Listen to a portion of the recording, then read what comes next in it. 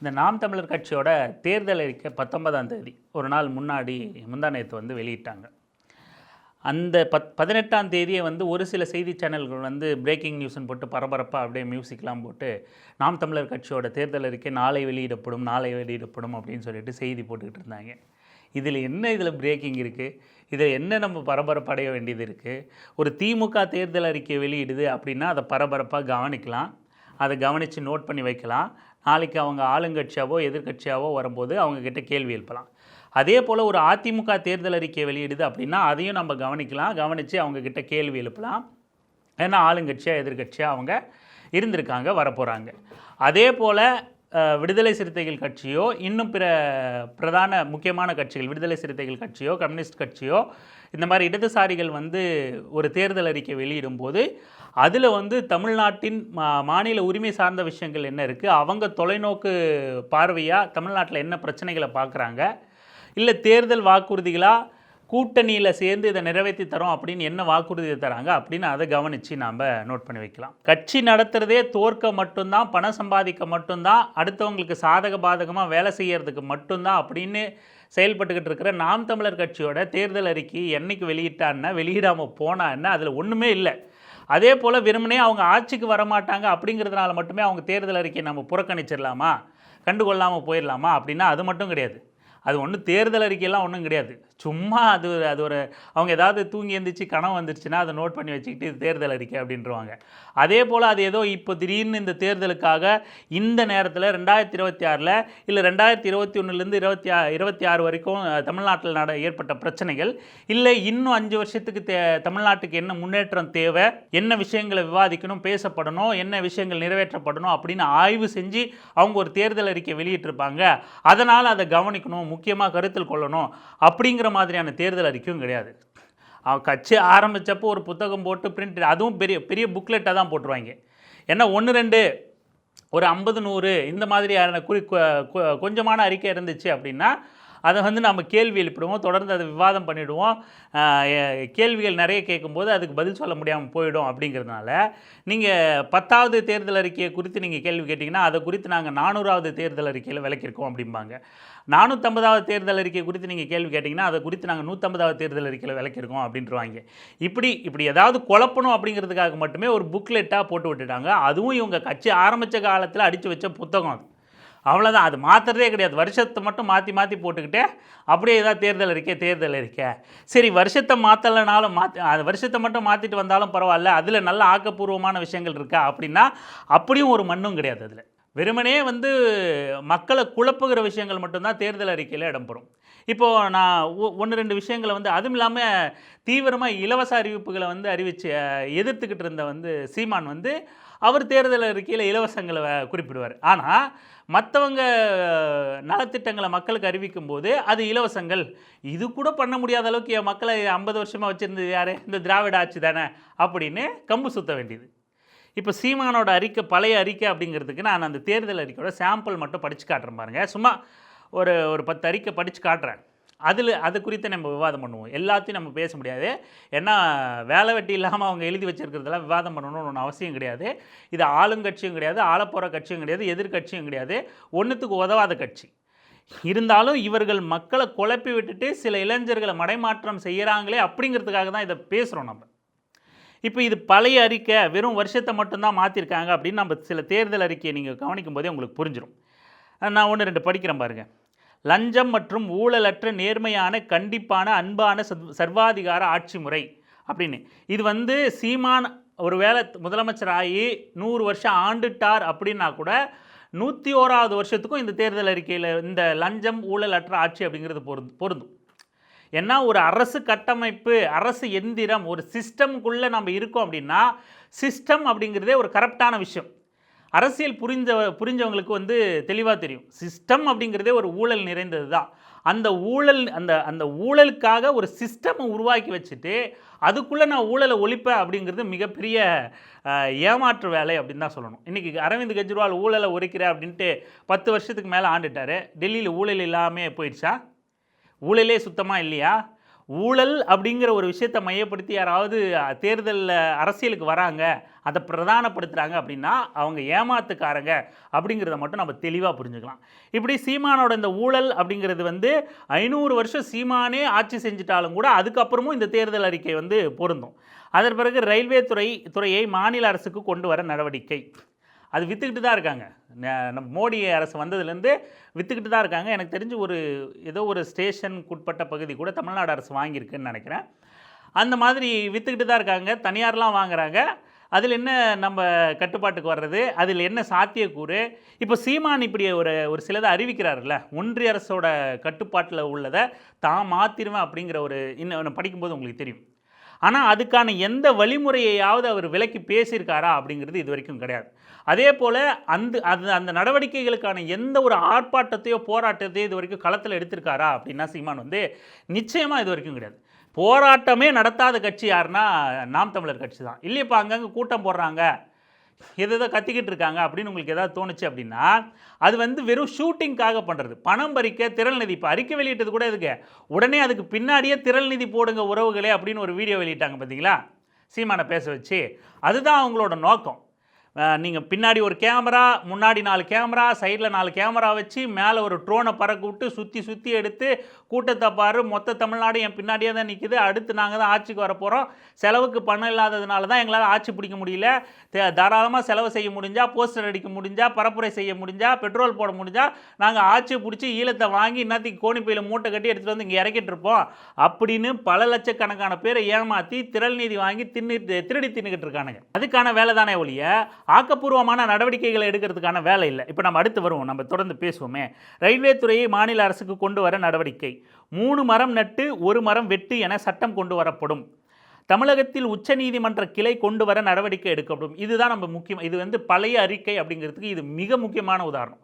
உச்சநீதிமன்ற கிளை கொண்டு வர தமிழ்நாட்டில் கொண்டு வர நடவடிக்கை எடுக்கப்படும். ஆக்சுவலாக எனக்கு தெரிஞ்சு ஒரு மாதத்துக்குள்ளேயே வந்து ஒரு அறிவிப்பு வெளியே வந்துச்சு. ஒன்றிய அரசு வந்து உச்சநீதிமன்ற கிளையை இன்னும் 3 மாநிலங்களுக்கு 3 இடங்களில் விரிவுபடுத்த போகிறோம் அப்படின்ட்டு. அதில் தமிழ்நாடும் அந்த பட்டியலில் வந்து இருக்குது. நாங்கள் கொண்டு வர போகிறோம், டெவலப் பண்ண போகிறோம்னு அறிவிச்சிட்டாங்க.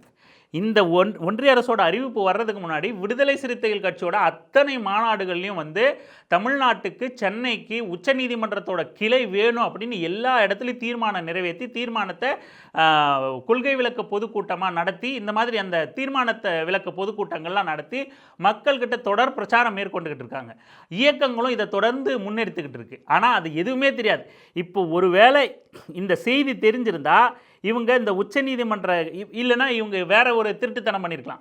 நாங்கள் அறிக்கை வெளியிட்டதுனால தான் நாம் தமிழர் கட்சியை பார்த்து ஒன்றிய அரசு பயந்துருச்சு அப்படின்னு இந்த தேர்தல் முடிஞ்சதுக்கப்புறம் பிரச்சாரம் பண்ணிக்கலாம் அப்படிங்கிறதுக்காக இவங்க அதை திட்டமிட்டு போட்டிருக்கலாம். இல்லை 15 வருஷத்துக்கு முன்னாடி உருவாக்கின தேர்தல் அறிக்கையை அப்படியே கொண்டு வந்து ரீபிரிண்ட் பண்ணியிருக்கலாம். இதுதான் இதில் உள்ள. ஏன்னா சமீபத்தில் தான் வந்துச்சு, ஒரு 20 நாள் 30 நாள் தான் இருக்கும். அப்போ தான் ஒன்றிய அரசுலேருந்து அறிவிப்பு வெளியே வந்துச்சு. தமிழ்நாடு உட்பட இன்னும் 3 இடங்கள்லையோ 5 இடங்கள்லையோ உச்சநீதிமன்ற கிளை, அந்த நியூஸ் கார்டு வேணால் கூட நம்ம எடுத்து ஷேர் பண்ணுறோம், ஆரம்பிக்கப்படும் அப்படின்னு ஒரு செய்தி வந்துச்சு. அடுத்து அனைத்து தேர்தல்களிலும் பெண்களுக்கு 50% இடஒதுக்கீடு, தமிழகம் முழுவதும் உள்ள சுங்கச்சாவடிகள் முழுமையாக அகற்றப்படும். இதை வந்து நம்மளால் ஏற்றுக்கவே முடியாது. எது சுங்கச்சாவடி அகற்றதையதா அப்படின்னா ஒரு சுங்கச்சாவடி கூட இருக்கக்கூடாதுங்கிறதா நம்ம நிலைப்பாடு. ஆனால் இதை சீமானுக்கு பேச எந்த யோகியதையும் கிடையாது. அதை அறிக்கையாக வெளியிட இவங்களுக்கு எந்த யோகியதை, உனக்கு எந்த கட்டுப்பாடு இல்லாமல் ஒரு எதிர்க்கட்சி அரசியலை செய்யும் போதே உன்னால் ஒன்றுத்தையும் கிழிக்க முடியல. ஒரு டோல்கேட்டுக்கு எதிராக ஒரு ஆர்ப்பாட்டம் போராட்டம் பண்ண முடியல. வேல்முருகன் இதை பேசுகிறாருன்னா அவருக்கு அந்த யோகியதை இருக்குது.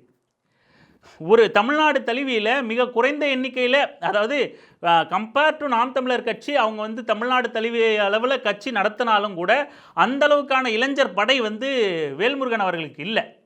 அப்படி இருக்கும்போதே டோல்கேட்டை அடித்து உடச்சி நொறுக்கி இளைஞர்களோட வழக்கு வாங்கி சிறைக்கு போனார் எடப்பாடியோட ஆட்சியில். அதை கண்டிக்க துப்பு இருந்தாச்சா சீமானுக்கு? வேல்முருகனை வெளியே வர வைக்கணும் அப்படின்னு ஆர்ப்பாட்ட போராட்டம் நடத்த துப்பு இருந்துச்சா? பச்சை தமிழர் எடப்பாடி ஆட்சி சிறப்பாக இருந்துச்சுன்னு பேசினவன் தானே இந்த மானம் கெட்டவன். இல்லை வேல்முருகன் டோல்கேட்டை உடைச்ச மாதிரி அதனோட தொடர்ச்சியாக நாங்களும் தமிழ் தேசியம் பேசுகிறவங்க, மாநில உரிமை பேசுகிறவங்க, வடநாட்டாக இங்கே எடுத்துகிட்டு வந்து எங்களுக்கு என்ன வரி வாங்குறது அப்படின்னு அந்த போராட்டத்தை நீ தொடர்ச்சியாக முன்னெடுத்திருக்கியா? 15 வருஷத்தில் ஒரே ஒரு போராட்ட டோல்கேட்டை எடுத்து காட்டு பார்ப்போம். முதலாளிங்க கிட்ட வாங்கி தின்ற பயணி நீ எல்லாம் டோல்கேட்டு எடுக்கிறத பற்றி நீ அறிக்கை விட்டுக்கிட்டு இருக்கியா? இப்படி தானே கேட்கணும். நீ எதிர்க்கட்சி ஆளுங்கட்சிக்கு இப்போது திமுக ஆளுங்கட்சி எதிர்க்கட்சியாக வருது, அதிமுக ஆளுங்கட்சி எதிர்க்கட்சியாக வருது. அவங்க ஊழல் பண்ணுறாங்க வச்சுப்போம், அவங்க முதலாளிகளோட சமரசம் பண்ணுறாங்க வச்சுப்போம், அவங்க டெல்லியோட கூட்டு வச்சுருக்காங்க வச்சுப்போம், அதனால் அவங்களால இயங்க முடியல. ஆனால் நீ ஒன்றுத்துக்கும் உதவாமல் அதை கட்சி நடத்துகிறல்ல, உன்னால் எதுவுமே வர முடியல. அப்போ கூட மக்கள்கிட்ட நம்பிக்கை பெற, மக்களை திரட்ட உன்னால் போராட்டம் நடத்த முடியலன்னா நீ ஆட்சிக்கு வந்து என்ன பிடுங்குவேன்னு நாங்கள் நம்புறது. அடுத்து தமிழக அரசு மற்றும் தனியார் வேலைவாய்ப்புகளில் தமிழர்களுக்கே 100% முன்னுரிமை. இதுவும் வேல்முருகன் அவர்கள் தீவிரமாக பேசினது, சட்டமன்றத்தில் போராடினது. இபிஎஸ் கொண்டு வந்த அந்த வடமாநிலத்தவர்களும் தமிழ்நாட்டு அரசு வேலைகளில் வரலாங்கிற சட்டத்தை வேல்முருகன் அவர்கள் வந்து போராடி சட்டமன்றத்தில் அதை நீக்க வச்சார். அதுக்கப்புறம் நீட் போன்ற நுழைவுத் தேர்வுகள் தமிழகத்தில் முற்றிலும் ரத்து செய்யப்படும். டாக்டர் மட்டும்தான் படிக்கணுமா? டாக்டர் ஆறுமுகம் எங்கே இருக்கீங்க? நீங்கள் எனக்கு ஊசி போடுங்க, நான் உனக்கு ஊசி போடுறேன். நமக்கு எதுக்கு டாக்டர் படிப்பு? நான் ஆடு மாடு மேய்க்கிறத அரசு வேலையாக மாத்திரேன் அப்படின்னு பேசினேன் ஒரு கேடுகட்ட இன துரோகி பையன் நீட் தேர்வை ரத்து செய்கிற. நீட் தேர்வு ரத்து செய்யப்படணும். அதுக்காக உன்னோட நிலைப்பாடு கடந்த காலங்களில் என்ன? நீ தேர்தலுக்கு மட்டும் நாடகம் ஆடுவே, அதை பார்த்துக்கிட்டு நாங்கள் உங்களுக்கு ஓட்டு குத்துணுமோ? நீட் தேர்வு எடுத்து நீ போராட்டம் ஆர்ப்பாட்டம் பண்ணாதது இல்லை, நீட் தேர்வு எடுத்து நீ உன் மேடையில் கூட பேசுனது கிடையாது. நீ அதுக்கு எதிரான நிலைப்பாடு கொண்டவன். எல்லாரும் டாக்டர் படிக்கணுமான்னு கேள்வி கேட்ட கேவலமானவன் நீ. அப்படி இருக்கும்போது உனக்கு என்னடா யோகியதை இருக்குது? நீ தேர்தல் அறிக்கையில் வந்து நீட் தேர்வை ரத்து பண்ணுவேன் அப்படின்னு சொல்கிறதுக்கு என்ன யோகியதை இருக்குது? தமிழ் மரபு வழி சித்த மற்றும் ஆயுர்வேத மருத்துவத்துக்கு முன்னுரிமை. இப்படி தான் ஊரை ஏமாற்றிக்கிட்டு இந்த தற்குறி பேச்சை கேட்டுக்கிட்டு இந்த தற்குறி கட்சியை சேர்ந்த பல பேர் வந்து வீட்டிலே பிரசவம் பார்க்குறேன் அப்படின்னு பல பெண்களை வந்து கொண்டு விட்டானுங்க. எத்தனை செய்திகளை நம்ம பார்த்துருக்கோம். இந்த நாய் பேச்சை கேட்டுக்கிட்டு நாங்கள் தற்சார்பு பொருளாதாரம், சித்த வைத்தியம், வீட்டிலே பிரசவம் பார்க்குறோம் அப்படின்னு சொல்லிட்டு பல மரணங்கள் பெண்களை அதுக்கு பலிகடா ஆக்குறானுங்க. உயிர் விஷயத்தில் விளையாடுற மாதிரியான விஷயங்களை செய்கிறான். அதை தாண்டி இல்லைப்பா, தேசிய சித்த மருத்துவமே இருக்குது, நமக்குன்னு ஒரு தனித்த பாரம்பரிய மருத்துவ முறை இருக்குது, அதை நம்ம கடைப்பிடிக்கணும் அப்படின்னாலுமே, நமக்கு ஒரு மருத்துவ முறை இருந்துச்சு அப்படின்னாலுமே, அது ஒரு மிகச்சிறப்பான சித்த மருத்துவம் அப்படின்னாலுமே, அதை நீங்கள் அறிவியல் பூர்வப்படுத்தும் போது அதை மறுபடியும் பயிற்சிக்குள்ளாகி ஆய்வுக்குட்படுத்தி அதை மேம்படுத்தணும் அப்படிங்கிற நிலைக்கு வரும்போது இன்றைக்கி இருக்கிற மருத்துவ நிலைக்கு தானே அதை கொண்டு வர முடியும். இன்னமும் நம்ம உட்காந்து இலதலையவாக அரைச்சிக்கிட்டு இருக்க முடியும்? அந்த அன்னைக்கு கிடைச்ச வாய்ப்புகளில் அந்த இலத்தலைகளை நம்ம மருத்துவமாக்கணும் அப்படின்னா, அதில் உள்ள சில நன்மைகளுக்காக அந்த இலைத்தலைகளை பயன்படுத்தணும் அப்படின்னா, இன்றைக்கு உள்ள அறிவியலை பயன்படுத்தி அந்த இலைத்தலைகளில் உள்ள குறிப்பிட்ட நன்மையை மட்டும் தனியாக பிரிச்செடுத்து இன்றைக்கி உள்ள மெடிசனாக தானே அதை நம்ம பயன்படுத்த முடியும். அப்படி தானே சாத்தியம். அப்போது அந்த மருத்துவம் ஏன் இன்றைக்கி நமக்கு வளராமல் போச்சு அப்படின்னா, நீ மருத்துவம் படிக்காத ஆறுமுகம் நான் உனக்கு ஊசி போடுறேன், எனக்கு ஊசி போடு அப்படின்னு இவனை மாதிரியான இனத்துரோகி பண்ண வேலை, ஆடு மாடு மேய்ச்சாலே உனக்கு அரசு வேலை அப்படின்னு பேசுகிறதுக்கு காரணமாக தான் இன்றைக்கி அந்த மருத்துவம் வளராமல் போயிருக்கு. சரி, சித்த மருத்துவத்துக்கு நீ தனியாக வேலைவாய்ப்பு மருத்துவமனை அதை முன்னேற்ற பண்ணுற அப்படின்னா யார் சித்த மருத்துவம் படிப்பா? யார் படிக்கணும் சொல்ல? இப்போது ஒரு குடும்பம் இருக்குது, இவனோட வழக்கப்படியே நம்ம பார்த்துக்கிட்டோம்னா, ஒரு குடும்பம் இருக்குது, 2 பசங்க 3 குழந்தைங்க இருக்காங்க அப்படின்னா, வழக்கமாகவே பிள்ளைகளுக்கு வந்து நம்ம இப்போ தான் முதல் தலைமுறையாக படிக்க போகிறோம், பசங்களை அடித்து உதச்சி ஸ்கூலுக்கு அனுப்பிச்சிருந்த காலகட்டம் போய் கொஞ்சம் கொஞ்சமாக மாறி இயல்பாக படிக்கணுங்கிறது இயல்பாக மாற்றப்பட்டிருக்கு. இப்போ நாம் படிச்சுக்கிட்டு இருந்த காலகட்டத்திலாம் அடித்து தரன்னு இழுத்துட்டு போய் விடுவாங்க, பின்னி எடுத்துருவாங்க. இன்றைக்கி அந்த நிலை கொஞ்சம் கொஞ்சமாக மாதிரி இயல்பாக குழந்தைங்களுக்கு வந்து அந்த படிப்பு முக்கியம் அப்படின்னு பெற்றவர்கள் இயல்பாக அனுப்புகிற நிலைக்கும் கொஞ்சம் நகரமயமாக்கலும் நடந்துக்கிறதுனால கொஞ்சம் இயல்பாக நடந்துக்கிட்டு இருக்கு. அப்படி இருக்கும்போது நீ ஆடு மாடு மேய்க்கிறதே நான் இன்றைக்கி அரசு வேலைன்னு மாற்றிட்டான்னா அந்த குழந்தைக்கு என்ன மனசு வரும்? நம்ம வீட்டில் தெருவில் ஊரில் ஆடு மாடு மேய்க்கிறவங்களே மாத சம்பளம் வாங்குகிறாங்க, நான் எதுக்கு கஷ்டப்பட்டு 10வது 5வது 10வது 12வது அதுக்கப்புறம் சித்த மருத்துவத்துக்கு ஒரு 3 வருஷமோ 5 வருஷமோ படித்து அதுக்கப்புறம் சித்த மருத்துவர் ஆகணும்? ஏன் ஆகணும்? அந்த குழந்தை சிந்திக்குமா இல்லையா? சீமானோட செயல்பாடுகளில் எவ்வளோ முரண்பாடுகள் இருக்குது பாருங்கள். ஒரு குழந்தை சிந்திக்குமா இல்லையா? எவ்வளோ தான் பேரண்ட் வந்து அழுத்தம் தர முடியும் குழந்தைக்கு? ஒரு கட்டத்தில் அவன் படிப்பை விட்டு வெளியேறுவானா மாட்டானா, நாம் போய் மறுபடியும் ஆடு மாடே மேய்ச்சிக்கலாம். அதுக்கப்புறம் ஏற்கனவே இங்கே ஒரு காவல்துறை வேலையில் இருக்கும்போதோ, மற்ற வேலைகளில் இருக்கும்போதோ, தனியார் வேலைகளில் இருக்கும்போது அந்த அழுத்தம் தாங்க முடியாமல் நம்ம கொஞ்சம் நிலம் இருந்தால் ஊருக்கே போய் ஆடு மாடு மேய்ச்சிருந்துடலாம், விவசாயம் பார்த்துட்டு இருந்துடலாம், வேலையை விட்டு விவசாயம் பார்க்க போகிறோன்னு பல பேர் போய் நம்பி ஏமாந்த கதையெல்லாம் இருக்குது. இன்னும் இந்த மீன் பண்ணை வைக்கலாம், ஆடு பண்ணை வைக்கலாம், மாடு பண்ணை வைக்கலாம், தேன் வளர்ப்பு, இதெல்லாம் பெரிய ஸ்கேமாகவே நடந்துக்கிட்டு இருக்குது. இதெல்லாமும் கூட சீமானோட தேர்தல் அறிக்கையில் இருக்குது. வீடியோ நான் தேன் பண்ண வைப்பேன், சர்க்கரை ஆலை வைப்பேன், இருந்த சர்க்கரை ஆலையெல்லாம் இழுத்து மூடிட்டு போயிருக்கான். ஏற்கனவே சர்க்கரை ஆலைகளில் விவசாயிகள் கரும்பு போடும்போது அதுக்கான கரும்புக்கான தொகை கிடைக்காம பல பேர் போராட்டம் நடத்திக்கிட்டு இருக்கான். நட்டமான சர்க்கரை ஆலைகள் இழுத்து மூடப்பட்டிருக்கு. அந்த மூடப்பட்ட சர்க்கரை ஆலைகளை திறக்கணும்னு ஒரு பக்கம் போராட்டம் நடந்துக்கிட்டு இருக்குது. திறந்த சர்க்கரை ஆலைகள் ஒழுங்காக பணப்பட்டுவாடா விவசாயிகளுக்கு பண்ணல அப்படிங்கிற பிரச்சனைகள் இருக்குது. இதெல்லாம் இதெல்லாம் எப்படி கையாளணும் அப்படின்னா, தேவை என்ன, ப்ரொடக்ஷன் என்ன, விவசாயத்தில் உற்பத்தி என்ன, அதுக்கான தேவை எப்படி இருக்குது, அதுக்கான வியாபாரம் எப்படி இருக்குது, இதெல்லாம் பொருளாதாரம் சம்மந்தப்பட்டது. இவனை மாதிரி சரக்கு போட்டுட்டு ரெண்டு கட்டிங்க உள்ளே தள்ளிட்டு எதையாவது ஒன்று பேசிட்டு போகிறது சம்மந்தமானது கிடையாது. அவ்வளவு நடைமுறை சிக்கல்கள் கொண்டது. நம்ம போகிற போக்கில் எல்லாத்தையும் கேட்க கற்பனை உலகத்தில் வாழ ரொம்ப நல்லாயிருக்கும். ஆனால் நடைமுறை அது மக்கள் மீது அக்கறை கொண்ட உண்மையிலே மக்களுக்காக இயக்கம் நடத்துகிறவர்கள் தான் களத்துக்கு போவாங்க. களத்துக்கு போய் ஆய்வு செய்வாங்க. பலதரப்பட்ட ஆய்வுகளை ஒன்றிருந்து அதிலிருந்து ஒரு முடிவுக்கு ஒரு நடைமுறை தீர்வை கொடுப்பாங்க. அந்த தீர்வு இந்த மாதிரியான இனத்துரோகிகள் ஆட்சிக்கு தான் கிழிப்பேன் அப்படின்னு பத்திரமா வச்சுக்கிட்டு இருக்க மாட்டாங்க. இப்படி பாருங்கள், எங்கள் இயக்கம் ஒரு ஆய்வு பண்ணியிருக்கு. மே 17 இயக்கம் அந்த மாதிரி பல ஆய்வுகளை பண்ணியிருக்கு. இப்படி ஒரு ஆய்வு பண்ணியிருக்கோம், இப்படியான தகவல்களை திரட்டியிருக்கோம், இவ்வளோ சாம்பிள்ஸ் டேட்டா எடுத்திருக்கோம், இதிலிருந்து ஒரு ஃபார்முலாவை டிரைவ் பண்ணியிருக்கோம், இதுக்கு இந்த தீர்வு வச்சா சரியாக இருக்கும், அப்போ அரசு இதை கவனத்தில் கொள்ளணும் அப்படின்னு அரசுக்கு பரிந்துரை பண்ணணும். அரசு கண்டுகொள்ளாத போது அதை மக்கள்கிட்ட பரப்புரை பண்ணும்போது மக்களிடமிருந்து அரசுக்கு ஒரு அழுத்தம் வரும். அப்போ அதை நடைமுறைப்படுத்தலாம். நீ ஆளுங்கட்சியாக எதிர்கட்சியாக இருக்கணும்னு அவசியம் கிடையாது. ஒரு இயக்கமாக மக்கள் மீது அக்கறை கொண்ட ஒரு அமைப்பாக இருந்துக்கிட்டாலே இதெல்லாம் சாத்தியப்படுத்தலாம். ஆனால் எந்த நடைமுறை சிக்கலையுமே சீமான் வீடியோ வெளியிடுறார். இந்த யூடியூப்லாம் வர்றதுக்கு முன்னாடி, ஜியோவோட இந்த இன்டர்நெட் புரட்சி வர்றதுக்கு முன்னாடி இந்த நேஷ்னல் ஜியோகிராஃபி சேனலு, டிஸ்கவரி சேனல்லாம் ரொம்ப ஃபேமஸ் மக்கள் மத்தியில். ஏன்னா அதில் இந்த விலங்குகள் காட்டு வாழ்க்கையை காட்டுறதோட பேரலெல்லாம் இன்னொரு பக்கம் ஃபேக்ட்ரி மேட் அப்படின்னு ஒரு ஷோலாம் போட்டுக்கிட்டு இருப்பாங்க.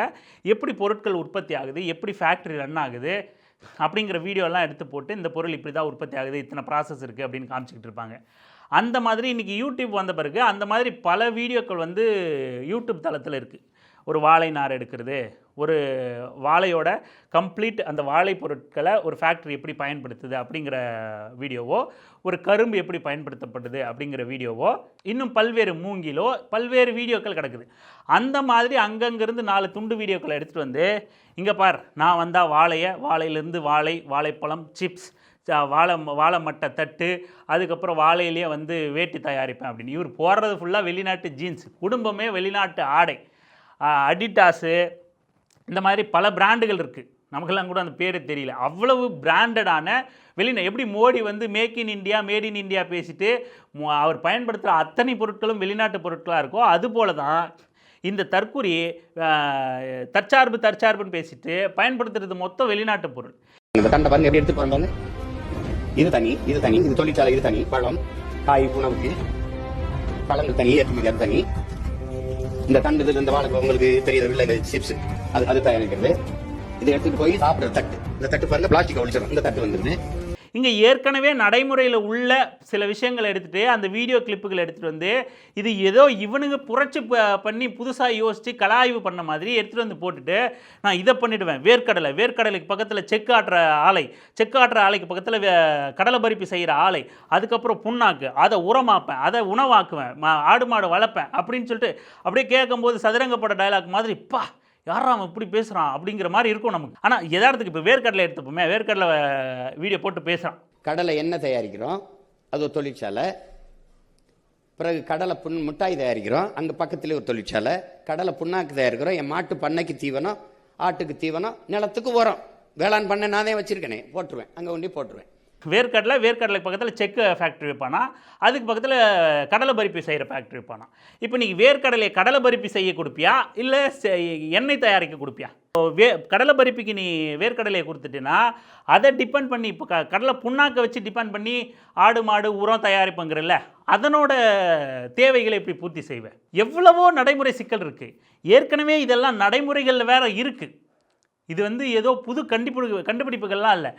ஆனாலுமே இப்போ இருக்கிற நடைமுறைக்கே அது வந்து செய்கிற தனியார்கள் செய்கிற 1-2 ஃபேக்ட்ரிகளுக்கே அது வந்து சாத்தியப்படாமல் இருக்குது. சீமான் சொன்ன பல திட்டங்கள் வந்து இன்னும் நான் சீமானுக்கு இன்னொரு யோசனை கூட தரேன். தமிழ்நாடு அரசு சார்பில் சுரேஷ் சம்பந்தம் அப்படிங்கிறவர் வந்து எல்லா மாவட்டத்துலேயும் தன்னோட டீமை வச்சுக்கிட்டு ஆய்வு பண்ணி ஒவ்வொரு மாவட்டத்தோட வளம் என்ன, அந்த வளத்தை எப்படி வாய்ப்பாக மாற்றலாம் அப்படின்னு ஆய்வு பண்ணி அந்தந்த மாவட்டத்துக்கே போய் அங்கேயே தங்கி ஆய்வு பண்ணி அங்கே இதெல்லாம் சாத்தியப்படுத்தலாம் அப்படின்னு ஆய்வு கட்டுரைகளை விகடனில் கனவுகள் அப்படின்னு ஒரு தொடராக எழுதி கிட்டத்தட்ட நான் பார்த்த கடைசி வரைக்கும் ஒரு 160 தொடர் எழுதியிருந்தாங்க. அந்த 160 தொடருமே எல்லாமே படிச்சிருக்கேன். நான் அந்த 160 தொடரையும் படிச்சிருக்கேன். நிறைய நம்ம சிந்திக்காத மாதிரியான பல விஷயங்கள் இருக்குது. ஒவ்வொரு இப்போ வேலூர் எடுத்துக்கிட்டிங்கன்னா காராமணி, மூங்கில் அப்படியான அந்த வளங்களை என்ன மாதிரி நம்ம அதை வியாபாரம் பண்ணலாம். சென்னை எடுத்துக்கிட்டிங்கன்னா கடல் வளம் இருக்குது. கடல் வளத்தில் என்ன மாதிரியான தொழில் பண்ணலாம், சுற்றுலா மேம்படுத்தலாம், ஹெலிகாப்டரை ரைடு பண்ணலாம், அப்புறம் போட் ரைடு, நைட்டு டின்னரு, அதாவது போட்டில் யாச்சட்டில் நைட் டின்னரு, கேண்டிட் டின்னரு, இந்த மாதிரியான திட்டங்கள். அதுக்கப்புறம் பல்வேறு மாவட்டங்கள் வாழை, திருநெல்வேலி சைடு எடுத்துக்கிட்டிங்கன்னா வாழையை வச்சு தொழில்கள் என்னென்ன வாய்ப்பு பண்ணலாம், மூங்கில வச்சு என்ன பண்ணலாம், இப்படின்னு ஒவ்வொரு மாவட்டத்தோட வளங்களை முதல்ல ஐடென்டிஃபை பண்ணுறாங்க. அந்த வளங்களில் எப்படி வாய்ப்பாக மாற்றலாம், ப்ராடக்டாக மாற்றலாம் அப்படின்ற பண்ணுறாங்க. இந்த மாதிரியான இந்த வளங்களும் வாய்ப்புகளையும் யாராவது முன்னெடுக்க விருப்பம் அப்படின்னா அதுக்கு தமிழ்நாடு அரசே ஒரு முன்னெடுப்பு வச்சுருக்கு, ஸ்டார்ட் அப் டிஎன் அப்படின்னு சொல்லிட்டு. அந்த ஸ்டார்ட் அப் டிஎன் மூலமாக தமிழ்நாடு முழுக்க பல்வேறு இடங்களில் இன்குபேஷன் அப்படிங்கிற ஒரு இதை வச்சுருக்காங்க. நீங்கள் ஒரு ஐடியாவை சூஸ் பண்ணிங்க அப்படின்னா அந்த ஐடியா அந்த டீமால் அங்கீகரிக்கப்பட்டுருது அப்படின்னா அதுக்கு ஃபண்டு பண்ணுவாங்க. அதுக்கப்புறம் அந்த ஐடியாவை நீங்கள் இம்ப்ளிமெண்டேஷன் பண்ணுறதுக்கு ஃபண்டு பண்ணுவாங்க. அதுக்கப்புறம் அந்த ப்ராடக்டை மேக் பண்ணுறதுக்கு ஃபண்டு பண்ணுவாங்க. அதுக்கப்புறம் நீங்கள் அதை தொழிற்சாலையாக பண்ண அரசே ஸ்டார்ட் அப் டிஎன் மூலமாக ஃபண்டு பண்ணுது.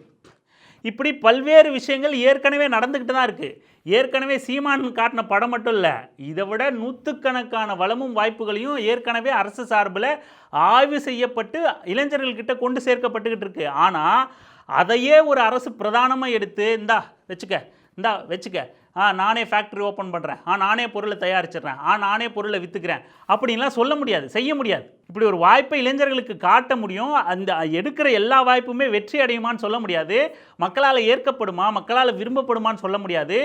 ஒவ்வொரு தொழிலும் எடுத்து அதை ஆய்வு பண்ணி ஆரம்பித்து அதை கிட்டத்தட்ட ஒரு ரொட்டீனான ப்ராசஸுக்கு கொண்டு வரதுக்கே ஒரு 10-15 வருஷத்துக்கு மேலே ஆகிடும். ஓரளவுக்கு சக்ஸஸ்ஃபுல்லாக ரன் பண்ணி கொண்டு போகவே ஒரு 20 வருஷத்துக்கு மேலே ஆகிடும். 20-25 வருஷம் தொற்றும். அப்படி இருக்கும்போது இவர் இந்த மாதிரியெல்லாம் எடுப்பாராம், ஃபேக்ட்ரி ஓப்பன் பண்ணுவாராம், மாடு மேய்க்கிறவனுக்கு வேலையா, கடலை பிடுங்குறவங்களுக்கு அரசு வேலையா, அதை ஃபேக்ட்ரி ஓப்பன் பண்ணிடுவாராம். கேட்குறதுக்கு இனிமையாக இருக்கும். ஐயோ, யாரும் கஷ்டப்படவே தேவையில்லை, எல்லாருக்கும் வேலை வாய்ப்பு வந்துடும். அப்போ யார் மாடு மேய்ப்பா, யார் கடலை ஃபேக்ட்ரி வைப்பா? அதுக்கு என்ன நீ க்ரைட்டீரியா வச்சுருக்க சொல்லு? என்ன படிக்க வேணான்ட்ட, மாடு மேய்க்கிற போதே அரசு வேலைன்னு சொல்லிட்ட. அப்போ நான் மாடே மேய்ச்சிக்கிட்டு இருந்தா யார் இந்த துணி வாழை மரத்துலேருந்து துணி நெய்ய வைக்கிறல்ல, அந்த ப்ராடக்டை யார் ஃபேக்ட்ரி வைப்பா? அதுக்கு ஏதாவது ஜாதி கேட்டகரி வச்சுருக்கியா? நீ என்ன கேட்டகரைஸ் பண்ணுற? நீ இப்படி சீமான் கும்பல் சொல்கிறது அத்தனையுமே தற்குறித்தனம். அதே போல் இவனுங்களாக எதுவுமே புதுசாக கண்டுபிடிக்கப்படலை. எல்லாமே ஏற்கனவே இருக்குது, நடைமுறையில் இருக்குது. எல்லாமே அந்த நடைமுறையில் இருக்கிற விஷயங்களை எல்லாத்தையும் தப்புன்னு சொல்லிட்டு அதே கூட்டு வந்து நாங்கள் புதுசாக கொண்டு வந்து புரட்சி பண்ணி பிடுங்குறோம் அப்படிங்கிறான். அதுக்கப்புறம் ரொம்ப ஃபேமஸான டைலாக் வந்து சீமானும் பேசுகிறாப்புல. என்னென்னா, பால் உற்பத்தி ஆந்திராவுக்கு போயிடுச்சு, பால் உற்பத்தி தமிழ்நாட்டிலையும் இருக்குது. நிறைய உற்பத்தி இருக்குது. பாலை நம்பி மாட்டை நம்பி இருக்காங்க. பால் விவசாயம் பண்ணுற எல்லாரும் செல்வாக்கா இல்லை. அதே போல் ஆடு பண்ணை, கோழி பண்ணெல்லாம் வைப்பேன், தேன் பண்ணை வைப்பேன், அதெல்லாம் பெரிய ஸ்கேமாகவே நடந்துகிட்டு இருக்கு. எப்படி ஈமு கோழி ஸ்கேமோ அது போல் தேன் பண்ணை கூட ஒரு ஸ்கேமாக நடந்துக்கிட்டு இருக்கு. பாசி வளர்க்குறது ஸ்கேமு, காளான் வளர்க்குறது ஸ்கேமு. காளான் வச்சா போதும் கோட்டீஸ்வரனா ஆயிடலான்னு ஒரு காலத்தில் சொல்லிட்டு இருந்தாங்க. ஒரு 5 வருஷத்துக்கு முன்னாடி சொல்லிகிட்டு இருந்தானுங்க. எல்லோரும் காளானில் போய் விழுந்தாங்க. இன்றைக்கி 100 ரூபாய்க்கு 3 பாக்கெட்டு, 100 ரூபாய்க்கு 4 பாக்கெட்டு காளானு, 20 ரூபா பாக்கெட்டுன்னு விற்றுக்கிட்டு இருக்கு. தேன் பெரிய விஷயமா பேசப்பட்டுச்சு. தேன் இன்னைக்கு கூவி கூவி விற்கிற அளவுக்கு மாறிப்போச்சு. அதை நம்பி இப்போ சீமான் மாதிரியான ஆட்களோட வார்த்தையை நம்பி அந்த தொழிலுக்குள்ள போகிறான் அப்படின்னா அவனோட நிலைமெல்லாம் இன்றைக்கி என்ன? தேன் அதிக ரேட்லேயும் விற்கக்கூடாது, ஆனால் தேன் விவசாயத்துலேயும் நான் லாபம் பார்த்துடணும். எப்படி? இன்றைக்கி இருக்கிற கோழி வளர்ப்புக்கே, இன்றைக்கி இருக்கிற ஆடு மாடு வளர்ப்புக்கே உற்பத்தியாளனுக்கு அது பெருசான ப்ராஃபிட் தர்றதில்லை, லாபகரமாக இல்லை. கோழி பண்ணை இன்றைக்கும் பெரிய லாபகரமான தொழிலாக இல்லை. சொந்த உழைப்புக்கு ஊதியம் கருதாமல் ஏதோ நமக்கு கையில் தொகை வந்து போகுது அப்படின்னு கருதுனா மட்டும்தான் அது தொழில். ஆடு வளர்ப்பும் அந்த மாதிரி தான் இருக்குது. இப்படி பொருளாதாரம் குறித்து எந்த அடிப்படை அறிவுமே இல்லாத ஒரு அறிவற்றவனின் உளறல் தான் சீமானோட மொத்த அரசியலுமே, இந்த தேர்தல் அறிக்கையுமே. அதுக்கப்புறம் இலவசமாக கல்லூரி மாணவர்களுக்கும் பள்ளி மாணவிகளுக்கும் பள்ளி கல்லூரி மாணவிகளுக்கு நாப்கின் தரேன் அப்படின்னு சொல்லிட்டு அது ஆல்ரெடி இருக்குது. அதுக்கப்புறம் அது நிறுத்தப்பட்டதுக்கு நீதிமன்றத்தில் வழக்கு போட்டு மறுபடியும் அதை கம்பல்சரி கொடுக்கணும்னு சொல்லிட்டு நீதிமன்றம் சொல்லுது. ஆனால் சீமானுக்கு தான் இலவசனாலே எரியுமே, அரிப்பெடுத்துருமே. ஆனால் சீமான் ஏன் இலவச நாப்கின் கொடுக்கணும்? எதுக்கு கொடுக்கணும்? நீ ஏன் இலவசம்? அது கூட இன்றைக்கி இருக்கிற அரசு கூட இலவசத்தின் மீது இவர்கள் ஒவ்வாமை உருவாக்கி வச்சுருக்கிறதுனால எல்லாத்துக்குமே ஒவ்வொரு உரிமையான ஒரு பெயர்களை வச்சு கொடுத்துக்கிட்டு இருக்கான். ஆனால் இலவசத்துக்கு எதிராக இலவச அரிப்பு எடுத்து போனவன் இவன் இலவச நாப்கின் தரேன் அப்படிங்கிறான். இவனோட கணக்குப்படி ஒரு நாப்கின் 50 ரூபா, ஒரு பேக்கெட் 50 ரூபா, 30 ரூபா, 60 ரூபா ஒவ்வொரு விலையில் இருக்குன்னு வச்சுப்போமே, அதை கூட வாங்க முடியாத அளவுக்கு எங்கள் வீட்டு பிள்ளைகள் இருக்காங்க. என் வீட்டு பிள்ளைகளுக்கு நாப்கின் கொடுக்க நீ யாரா மயிறு அப்படின்னு கேட்க மாட்டாங்க. எல்லாம் சீமான் மாதிரி கேட்கணும்னு நான் சொல்கிறேன். நாம் சீமான கேள்வி எழுப்பணுன்னோ இல்லை உண்மையில் பேசணுன்னோ இல்லை, சீமான் கேள்வி எழுப்புறது தான், சீமான் பேசுகிறது தான் நாமளும் கேட்குறோம். எங்கள் வீட்டு பிள்ளைக்கு நாப்கின் வாங்கி தர நீ யாரா வெண்ண அப்படின்னு கேட்க மாட்டேன். கேட்கலாம்ல.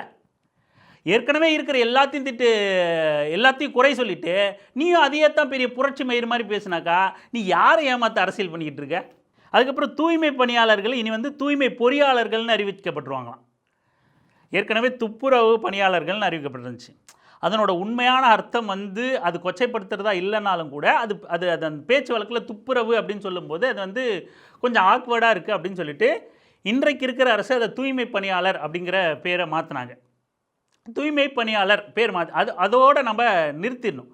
அவங்கள அந்த பணியிலிருந்து எப்படி எடுக்கிறது, கழிவுகளை மேம்படுத்துறதுல எப்படி தொழில்நுட்பத்தை கொண்டு வர்றது அப்படின்னு சொல்லிட்டு இன்றைக்கி வேர்க்கடலுக்கு காட்டின நீ இவனோட எண்ணத்தை பாருங்கள். மக்கள் மத்தியில் பெருமையாக கருதப்படுறதுக்கு இவர் ஃபேக்ட்ரி கொண்டு வருவாராம்.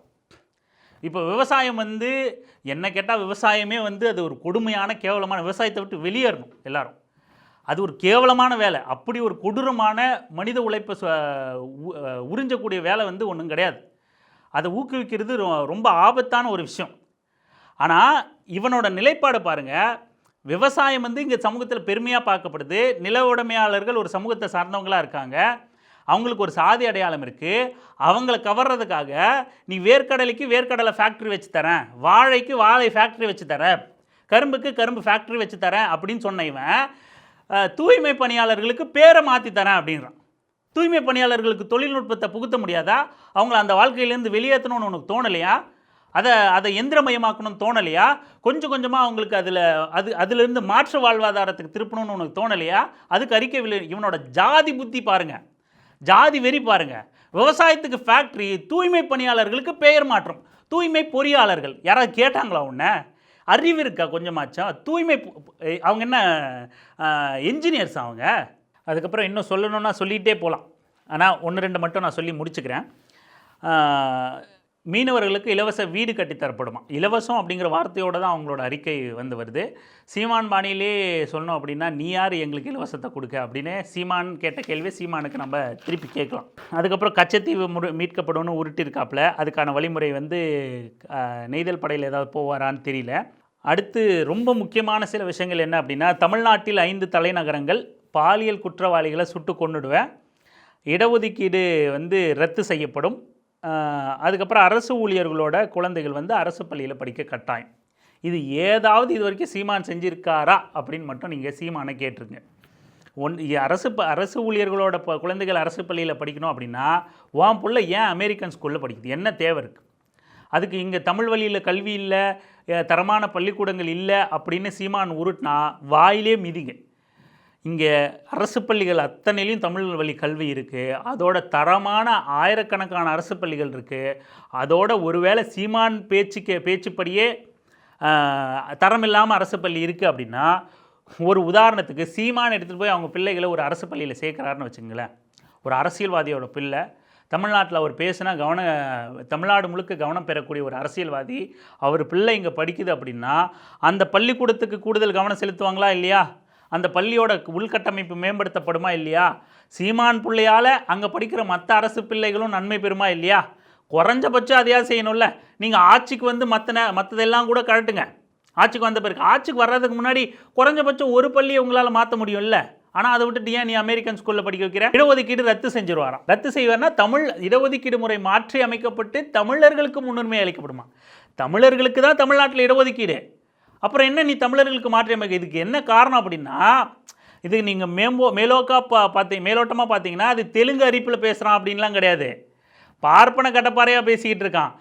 தமிழ்நாட்டில் மட்டும்தான் எக்கனாமிக்கலி வீக்கர் செக்ஷன் இடபிள்யூஎஸ்ங்கிற பார்ப்பனர்களுக்கான இடஒதுக்கீடு அமல்படுத்தப்படாமல் இருக்குது. அமல்படுத்தப்படலை. ரங்கராஜ் பாண்டே பார்ப்பன பையன், அவன் வந்து மேடையில் பேசுகிறான், என்டிஏ கூட்டணி ஆட்சி அமைஞ்சா இடபிள்யூஎஸ் இடஒதுக்கீடு அமல்படுத்தப்படும் அப்படின்னு சொல்லிட்டு. அதையே தான் தேர்தல் அறிக்கையாக இந்த பார்ப்பன அடிவருடையும் கொடுத்துருக்கு. தமிழர்களுக்கு முன்னுரிமை அளிக்கப்படும் அப்படின்னாக்கா பாப்பானும் தமிழன் தான் இவன் காலங்காலமாக பேசிக்கிட்டு இருக்கான். அப்படி பார்ப்பனர்களுக்கான தனி இடஒதுக்கீடை செயல்படுத்துவேன் அப்படிங்கிறதோட மறைமுக அறிவிப்பு தான் இது. இடஒதுக்கீடு பெற இங்கே எத்தனை உயிர் தியாகங்கள் செய்யப்பட்டிருக்கு. இடஒதுக்கீடு குறித்து குறைஞ்சபட்ச அரசியல் அறிவு கூட இல்லாத அறிவு கட்டத்தனமாக இப்படி ஒரு அறிவிப்பு. அதுக்கப்புறம் பாலியல் குற்ற வழக்குக்கு கடுமையான தண்டனை, சுட்டு கொன்றுவாராம். நீங்க என் பிள்ளைய தொட்டுட்டேன்னு வச்சுக்க, கொன்னுட்டேன்னு வச்சுக்க, எந்த கொம்பாதிகமாக இருந்தாலும் தூக்கிட்டு வந்து இந்த பிள்ளைய அடக்கம் பண்றதுக்குள்ள அவனை கொன்னு புதைச்சிட்டு தான் அடக்கம் பண்ணுவேன். நிக்க வச்சு சொல்லி சுடுவேன். அவங்க பெற்றோர்கள் சொல்லுவேன், இப்படி ஒரு பிள்ளைய பெற்றதுக்கு நீ அழாத, நீ அவமானப்படாத. இவனை வந்து இந்த மாதிரி பிள்ளை பெற்றதுக்கு தலை உணியணும் அப்படின்னு சொல்லிடுவேன். இவன் வந்து இந்த நாட்டுக்கு இழுக்கு. இவன் யாரோ 2 பேரை போட்டேன்னு வச்சுக்க, தொற்றுவான்னு நினைக்கிறியா? பொம்பளை பிள்ளைதான் தலை உணிஞ்சு போகணும்னு நினைக்கிறியா? வர்றவன்லாம் தலை உணிஞ்சு போவான். அப்படின்னா சாவ வேண்டியது முதல்ல சீமானு தான். பகிரங்கமாக ஒரு பெண் வந்து பொதுவெளியில் இப்படி ஒருத்தன் என்ன நாசப்படுத்திட்டான், தொடர்ந்து அவங்க கிட்டேருந்து எனக்கு மிரட்டல் வந்துக்கிட்டு இருக்கு, எல்லா ஆதாரங்களையும் வெளியிட்டு ஒரு பெண் வந்து கண்ணீரும் கவலையுமாக தொடர்ந்து பேசிக்கிட்டு இருந்தாங்க. நீதிமன்றம் வரைக்கும் போயிட்டு நான் செஞ்சது தப்பு தான், மன்னிப்பு கேட்டுக்கிறேன் அப்படின்னு அந்த பொண்ணை பொதுவெளியில் கொச்சைப்படுத்தி அவளை ப்ராஸ்டியூஷன் பேசுனது மட்டும் இல்லாமல் அதுக்காக நீதிமன்றத்தில் போய் மன்னிப்பு கேட்டு வந்த கேடுகட்ட முதல்ல ஒன்றை தான் நீ சொன்ன தண்டனையை நிறைவேற்றணும். உனக்கு தான் கொஞ்சம் கூட கூச்சமே இல்லைடா உனக்குலாம் இதெல்லாம் பேசும்போது. அதுக்கடுத்து தமிழ்நாட்டில் இதுதான் ஹைலைட். பிளாஸ்டிக் தடையெல்லாம் ஏற்கனவே இருக்குது. அந்த தற்கொலை நம்ம தான் சொன்னல, பழைய புக்கை ரீபிரிண்ட் அடிச்சிருக்காங்கன்னு. பிளாஸ்டிக் தடை அப்படின்னு ஏற்கனவே தடையில் தான் இருக்குது, ஒரு முறை பயன்படுத்துகிற பிளாஸ்டிக் தடை அப்படின்னு சொல்லிட்டு. அதுக்கப்புறம் தமிழ்நாட்டில் 5 தலைநகரங்கள்லாம் இந்த ஒரு பாயிண்ட்லேயே இந்த கட்சியை சேர்ந்தவனுங்க எவ்வளோ பெரிய கிறுக்கு பயலுக, கேன பயலுக, அறிவில்லை அப்படிங்கிறது உங்களுக்கு தெரியும். ஏம்பா இல்லையே, மற்ற கட்சிகள்லாம் கூட, மற்ற தலைவர்கள்லாம் கூட திருச்சியில் தலைமைச் செயலகம் இருக்கணும், அதை தலைநகராக அறிவிக்கணும், அப்படி தலைநகருங்கிறத விட தலைமைச் செயலகம் அங்கே இருக்கணும் அப்படின்னு பல்வேறு கட்சிகள் வந்து கோரிக்கை வச்சுருக்கு. இப்போ தலைமைச் செயலகம் அங்கே இருக்கும்போது அந்த நகரம் வந்து மிகப்பெரிய அளவில் வளர்ச்சி பெறும், அனைத்து கட்டமைப்புகளும் அங்கே வரும், அதனால் வளர்ச்சி பெறும். அதோட திருச்சி தான் சென்டர் ஆஃப் தமிழ்நாடு. ஜியாலஜிக்கலாக நம்ம பார்த்தோம்னா தமிழ்நாட்டோட மையம் வந்து திருச்சி. அதனால் ஒரு பக்கமாக இல்லாமல் நடுவில் இருந்துக்கிட்டு அனைத்து மாவட்டத்தை சேர்ந்த மக்களும் கொஞ்சம் எளிமையில் அக்சஸ் பண்ணுற மாதிரி திருச்சியில் வைக்கணும் அப்படின்னு பல்வேறு கட்சிகள் வந்து கோரிக்கை வைக்கிறாங்க. தலைமைச் செயலகம் அங்கேயும் ஒன்று வேணும் அப்படின்னு சொல்லிட்டு அது நீங்கள் ஒரு வகையில் பார்த்தீங்கன்னா அது ஓரளவுக்கு தேவையான கோரிக்கை தான். ஆனால் அதுலேயும் எவ்வளவு நடைமுறை சிக்கல்கள் இருக்குது அப்படிங்கிறத நம்ம யோசிக்கணும். அதுக்கெல்லாம் தீர்வுகள் வந்து அந்த கோரிக்கை எழும்போது விவாதம் பண்ணணும், பேசணும். ஆனால் 5 தலைநகர் வேணும் தமிழ்நாட்டுக்கு அப்படின்னு சொல்கிறது எவ்வளோ பெரிய அறியாமை, தற்குறித்தனம் அப்படின்னு பாருங்கள். ஒரு தலைநகர் நம்ம சொன்ன மாதிரி இப்போ திருச்சிக்கே நான் இங்கேருந்து தலைநகர் போகுது, சென்னையை விட்டுட்டு திருச்சியை தலைநகராக மாற்றுறாங்க அப்படின்னா தலைமைச் செயலகம் அங்கே போகும். தலைமைச் செயலகம் அங்கே போச்சு அப்படின்னா அது சார்ந்த அனைத்து துறைகளும் அங்கே போகும். அனைத்து அதிகாரிகளும் அங்கே குடியிருக்க தங்க எம்எல்ஏ ஹாஸ்டல் உட்பட கலெக்டர்கள், காவல்துறை உயர் அதிகாரிகள், தலைமைச் செயலாளர்கள் இப்படின்னு அனைத்து அதிகாரிகளும் அங்கே தங்க அவங்களோட போக்குவரத்து, அது மாதிரி அவங்களுக்கான உள்கட்டமைப்பு வசதிகள்னு அத்தனையும் திருச்சியில் உருவாக்கப்படணும். இப்போ சென்னையிலேருந்து அங்கே தலைமைச் செயலகமும் தலைநகரம் அங்கே மாறிடுச்சுன்னா சென்னையோட வேல்யூ, இப்போ ரியல் எஸ்டேட் உதாரணத்துக்கு ரியல் எஸ்டேட் வேல்யூ அப்படியே பாதியாக டவுன் ஆகும், மிக கடுமையான வீழ்ச்சி அடையும். இப்படி ஒரு இடத்துலேருந்து இன்னொரு இடத்துக்கு தலைநகரமோ தலைமைச் செயலகமோ மாற்றப்படுது அப்படின்னா அந்த உட்கட்டமைப்பை உருவாக்க மிகப்பெரிய அளவில் பலாயிரம் கோடி செலவு பண்ணணும். அந்த மாதிரி 5 இடத்துல தலைமைச் செயலகத்தையும் தலைநகரமாகவும் மாற்றுறோம் அப்படின்னா அதுக்கு மிகப்பெரிய அளவில் ஒரே ஒரு விஷயம், ஒரே அதிகாரிகள் பயன்படுத்த, இப்போது ஒரே ஒரு குடும்பம் இருக்கிற எல்லா மாவட்டத்திலையும் வீடு கட்டி அங்கே எங்கேயுமே தங்காமல் பூட்டியே வச்சுருந்தா எப்படி இருக்கும்? எல்லா இடத்துலையும் ஒவ்வொரு ஏக்கரில் ஒரு குடும்பம் வந்து பணம் இருக்குது அப்படிங்கிறதுக்காக மிக பிஸியான சிட்டியில், இப்போ சென்னையில் ஒரு ஏக்கருக்கு ஒரு வீடு கட்டி பூட்டியே வச்சுருக்கான். அதே போல் கோயம்புத்தூரில் ஒரு ஏக்கருக்கு ஒரு வீடு கட்டி பூட்டியே வச்சுருக்கான். அதே போல் திருச்சியில், அதே போல் மதுரையில், அந்த மாதிரி ரொம்ப பிஸியான நகரங்களில் கட்டிடத்தை கட்டி பூட்டி வச்சுருந்தா எப்படி இருக்கும்? அந்த மாதிரி ஒரே முதலமைச்சர், அதே அமைச்சர்கள், அதே அதிகாரிகள், அதே காவல்துறை உயர் அதிகாரிகள் அவங்க எல்லாம் பயன்படுத்த அத்தனை இடங்கள்லையும் உள்கட்டமைப்பு வசதி, தங்குற இடம், போக்குவரத்து, அவர்களுக்கான வசதிகள், சலுகைகள், கேன்டீனு, லொட்டு லொசுக்குன்னு அத்தனையும் உருவாக்கணும். ஒரு இடத்துலேருந்து இன்னொரு இடத்துக்கு மாற்றி ஆக்சசபிளாக மக்களுக்கு இருக்கணும் அப்படின்னு கூடுதலாக ஒன்று கேட்குறதுல கூட ஒரு நியாயம் இருக்குது. ஆனால் 5 இடத்துல ஒரே தலைமைச் செயலகத்தை நான் கட்டுவேன், தலைநகராக அறிவிப்பேன் அப்படிங்கிறது எவ்வளோ பெரிய தற்குறித்தனம், தற்குறிகளின் உச்சம். இன்றைக்கி விஜய் கட்சியை தற்குறின்னு சொல்கிறோம், அந்த கட்சிக்காரங்களை அவங்கன்னா கூட புது நபர்கள், அரசியல் அனுபவம் இல்லை, எல்லாரும் ஏதோ ஒரு ஆர்வ மிகுதியால், ரசிகத்தன்மை மிகுதியால் அப்படி சொல்கிறாங்க அப்படின்னு நம்ம எடுத்துக்கிட்டால் கூட அதையெல்லாம் விட மிகப்பெரிய தற்குறிகள் வந்து சீமான் பின்னாடி சுற்றுறது தான். அந்த தற்குறிகள் தான் உண்மையிலேயே தற்குறிகள். இப்படியான தேர்தல் அறிக்கைகள்லாம் நம்பிக்கிட்டு இருக்கு. ஏசியில் செருப்பை வச்சுருக்கான், ரோட்டில் காய்கறி வச்சுருக்கான் அப்படின்னு பேசுகிறது. ஏசியில் செருப்பும் இருக்குது, ஏசியில் காய்கறியும் இருக்குது, ரோட்டில் காய்கறியும் இருக்குது, ரோட்டில் செருப்பும் இருக்குது. அது யாருக்கானதாக இருக்குங்கிறது தான். சீமானுக்கான காய்கறியும் செருப்பும் ஏசியில் இருக்குது, நம்மள மாதிரியான ஆட்களுக்கான செருப்பும் காய்கறியும் ரோட்டில் இருக்குது. அவ்வளோதான் வித்தியாசம். இது சீமான் ஆட்சிக்கு வந்தால் ரோட்டில் காய்கறியே இல்லாமல் போயிட போகிறதில்ல, ஏசியில் செருப்பு இல்லாமையே போயிட போகிறதில்ல. இதெல்லாம் நம்மளை ஏமாற்றக்கூடிய வார்த்தை ஜாலங்கள் தான். இந்த தற்குறி கும்பல்கிட்ட நம்ம எச்சரிக்கையாக இருக்கணும். மிகவும் ஆபத்தான சக்தி பாஜகவுக்கு அடுத்தபடியாக மிக மிக மோசமான ஆபத்தான சக்தி, விஜயை விட ஆபத்தான சக்தி நாம் தமிழர் கும்பல் அப்படிங்கிறத நம்ம எச்சரிக்கையோடு இருக்கணும். இன்றைக்கி விஜய் வந்துட்டதுனால, விஜய் தற்குறித்தனங்களை பண்ணிக்கிட்டு இருக்கிறதுனால நம்ம சீமானை வந்து புறந்தள்ளிட்டு போயிட முடியாது. மிக மிக ஆபத்தானவர்கள் அவர்கள் அப்படிங்கிறத. விஜய் கட்சி ஒரு தேர்தலை சந்திச்சதுன்னா கூட ஒரு பலத்த அடியை வாங்கும்போது கூட அவங்க ஒரு ரியலைசேஷனுக்குள்ளே வரலாம், அந்த தொண்டர்கள் ஒரு நிதானம் அடையலாம். விஜய் பொதுவெளியில் ரொம்ப சாதாரணமாக நடமாட முடியும் போது அந்த ரசிகர்கள்கிட்ட ஒரு சாதாரண ஒரு நிலை ஏற்படும், அதை கூட நம்ம சமாளிச்சுக்க முடியும். ஆனால் சீமான் பின்னாடி இருக்கிறது மிக பயங்கரமாக மூளை செலவை செய்யப்பட்ட தற்குறி கும்பல் அப்படிங்கிறத நாம் எச்சரிக்கையோடு, சீமான் கிட்ட மிக எச்சரிக்கையாக தமிழ்நாடு இருக்கணும். நம்ம கையை வச்சே நம்ம கண்ணை குத்தக்கூடிய வேலையை சீமான் தொடர்ந்து செஞ்சுக்கிட்டு இருக்கிற ஒரு சங்கிப்பைய, கேடுகட்ட அயோக்கிய பையன். நன்றி.